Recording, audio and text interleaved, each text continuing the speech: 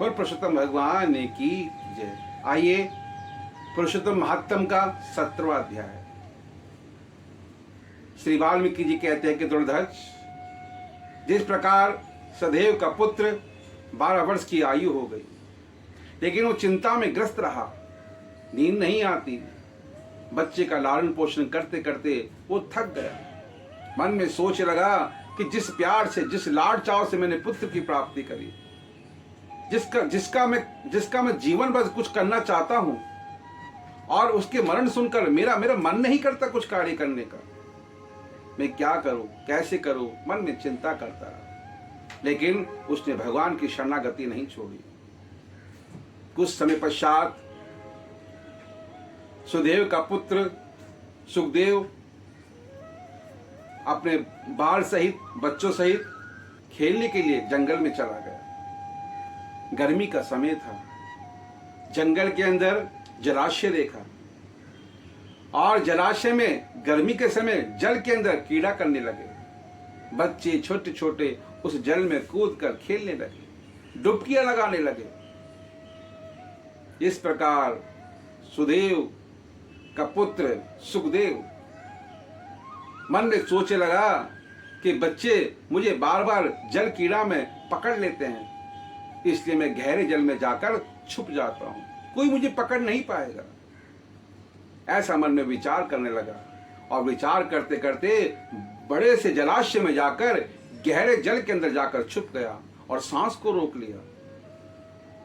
लेकिन सांस रोकने के कारण छटपटाने लगा,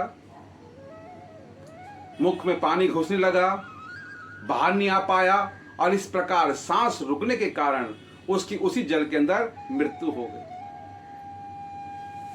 बस मृत्यु होने के बाद बच्चों ने देखा कि सुखदेव नजर नहीं आ रहा। जलाशय से बच्चे बाहर आए, चिल्लाने लगे। ये सुनकर उसके माता पिता आ गए, वो भी पछाड़ खा के गिर पड़े।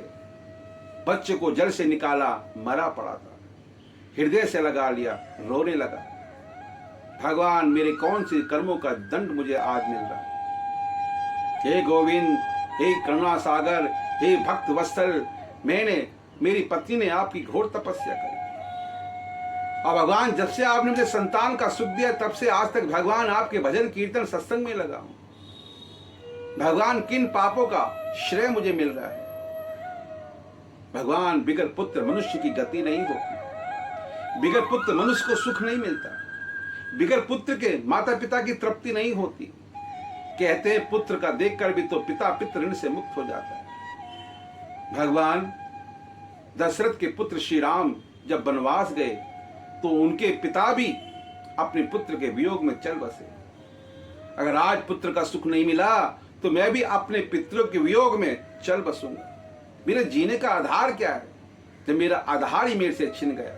हे नाथ, हे भक्त वत्सल, हे गोविंद, हे करुणा सागर, हे दीन बंधु, हे शरणागति की रक्षा करने वाले। इस प्रकार सुदेव और गोमती भगवान से प्रार्थना करने लगे, और नतमस्तक होकर बार बार अपने पुत्र को चूमने लगे, रोने लगे, चिंगाड़ने लगे। ऐसी अवस्था देखकर पूरा गांव शोक के सागर में डूब गया, और इस प्रकार भगवान से प्रार्थना करते रहे। तो आइए पुरुषोत्तम मास भगवान का 17वां अध्याय संपन्न हुआ। वो लक्ष्मण भगवान ने की जय।